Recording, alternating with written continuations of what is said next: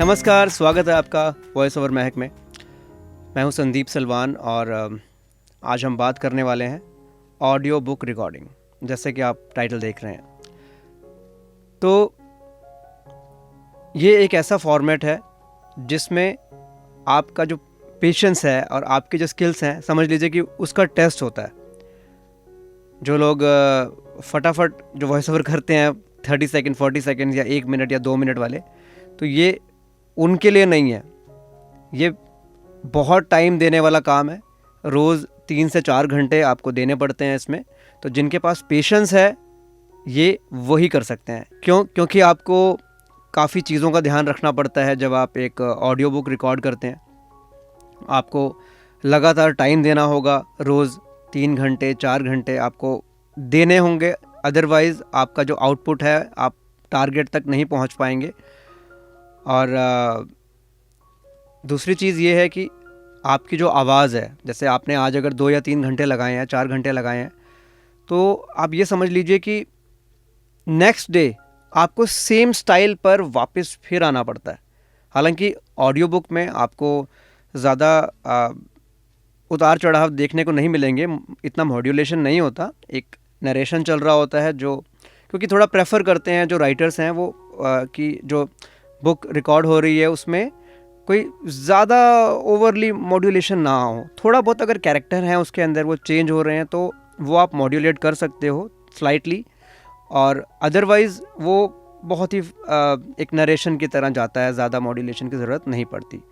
तो इस चीज़ का आपको ध्यान रखना पड़ता है, वो कंसिस्टेंसी आनी चाहिए आपकी आवाज़ में। क्योंकि अगर आपने 15 दिन लगाए एक बुक को रिकॉर्ड करने में, रोज़ के 2 घंटे 2.5 घंटे 3 घंटे फिर 4 घंटे, तो होता क्या है कि वो आवाज़ नेक्स्ट डे, जो पहले दिन आवाज़ आई थी, आपकी सेम आवाज़ 7th डे भी आनी चाहिए। और उसके लिए आपके जो आपका खुद का ऑब्जर्वेशन बहुत ही अच्छा होना चाहिए कि आपको उसमें पता लग जाना चाहिए कि हाँ, कल अगर मैंने ऐसा किया था तो आज वो टोन मिल रही है या नहीं मिल रही।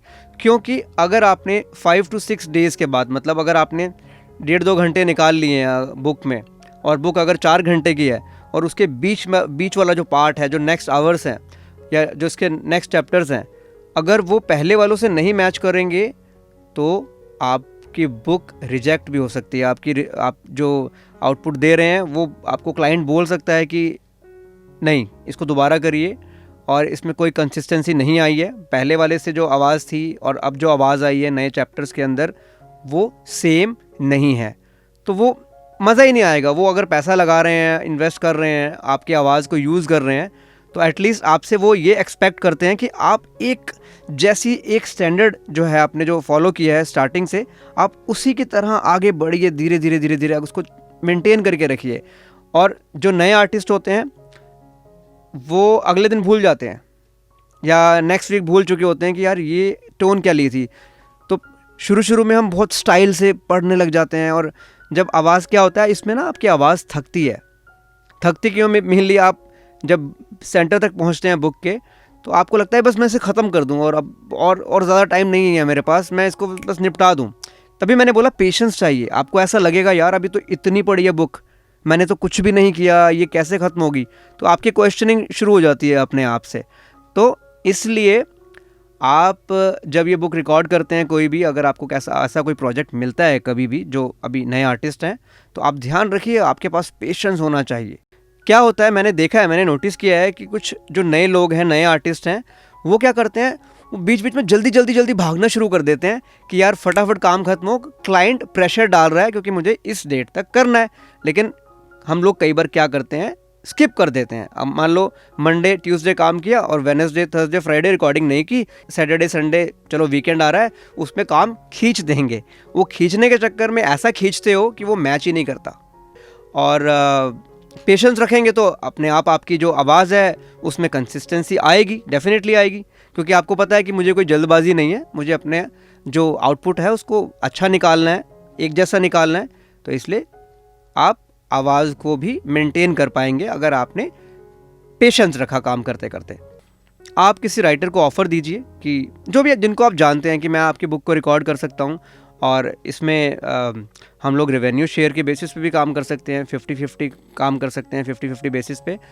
और वो राइटर है वो अपनी बुक को पब्लिश करेंगे जिसको आपने वॉइस ओवर किया है, वो डिजिटल फॉर्मेट में आप देख सकते हैं। प्रोफाइल वेबसाइट पर जा सकते हैं, जैसे कि ऑडिबल है अमेज़ॉन की, और भी कई सारे हैं। अगर आप गूगल करेंगे आपको बहुत सारे प्लेटफॉर्म मिलेंगे ऑडियो बुक रिकॉर्डिंग के। पहला स्कोप तो यही है कि आप डायरेक्ट राइटर को अप्रोच कर सकते हैं। दूसरा, आप जब अपना प्रोफाइल बनाएंगे एज ए वॉइस टैलेंट, जब आप अपना डेमो शेयर करेंगे और फेसबुक के थ्रू या जो भी वेबसाइट्स हैं, फ्रीलांसिंग वेबसाइट्स हैं, उनके थ्रू जैसे आप अपना प्रोफाइल शेयर करेंगे तो वहाँ पे भी आप अपने सैम्पल्स आप अपलोड कर सकते हैं। लेकिन ये ध्यान रखना, जब ऑडियो बुक के आप सैम्पल बनाएं तो शॉर्ट सैम्पल मत बनाइए, कम से कम 5 या 10 मिनट का सैम्पल बना के रखिए, क्योंकि इससे उनको पता लगता है कि आप ऐसा काम पहले भी करते आ रहे हैं।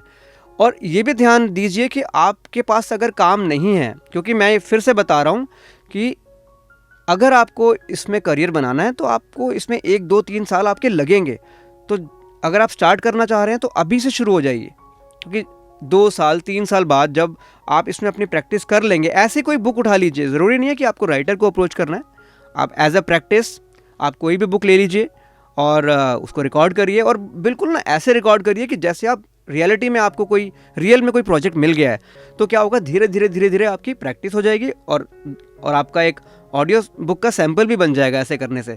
और फिर से आपको बता रहा हूँ कि ऑडियो बुक का सैम्पल बड़ा रखिए 5 to 10 मिनट्स का, क्योंकि उसमें आपका स्कोप नज़र आता है कि आप बड़े फॉर्मेट में काम कर सकते हैं। जनरली हम लोग छोटे छोटे सैम्पल्स देते हैं, 30 सेकेंड्स, 40 सेकेंड्स, 1 मिनट। तो वैसे सैम्पल आप मत रखिए ऑडियो बुक के लिए, बड़े सैम्पल रखिए 5 to 6 मिनट्स, 10 मिनट्स, वो ज़्यादा बेटर है। लेकिन ये ध्यान रखिए, जो ऑडियो बुक के टैलेंट्स हैं वो बहुत कम है, ज़्यादा लोग नहीं करते इसको, क्योंकि फिर से बोल रहा हूँ कंसिस्टेंसी नहीं आती है नए आर्टिस्ट में। इनफैक्ट नए आर्टिस्ट छोड़िए, आप एक्सपीरियंस आर्टिस्ट की भी बात करें, उनको भी इसमें बहुत टाइम लगता है, वो भी नहीं करते कई बार, क्योंकि टाइम ही नहीं होता, तो पर्सन कैसे करेगा। इसलिए बार बार जो फोकस किया जा रहा है जिस बात के ऊपर, वो है पेशेंस। मेरा इस वीडियो को बनाने का मकसद सिर्फ इतना सही है कि इसमें आप आज से लगिए तो आप आने वाले 2-3 सालों में अपने आप को एस्टेब्लिश कर लेंगे। स्कोप अच्छा है इसमें, नो डाउट। मुझे लगता है आगे चलकर इन फ्यूचर ऐसे आपको बहुत सारे आपको प्लेटफॉर्म मिलेंगे जहां पे आप इजीली आप इस तरह के काम कर सकते हैं, long format of recording, audio book recording. अगर आप इस वीडियो को पहली बार देख रहे हैं, इस चैनल में पहली बार आए हैं, तो प्लीज़ चैनल को सब्सक्राइब करें, और आप विज़िट कर सकते हैं voiceovermehak.com को एक रेफरेंस के लिए, कि जो नए आर्टिस्ट हैं अगर वो जानना चाहते हैं कि किस तरह के वॉइस सैम्पल्स वो बनाएं, तो आप हमारी साइट पर जाकर एक क्लू ले सकते हैं, एक देख सकते हैं, आपको एक आइडिया लग जाएगा कि कैसे आपको सैम्पल बनाने चाहिए। So anyway, thank you so much for your time, take care, bye bye. Channel को सब्सक्राइब करना मत भूलिएगा। Thank you so much.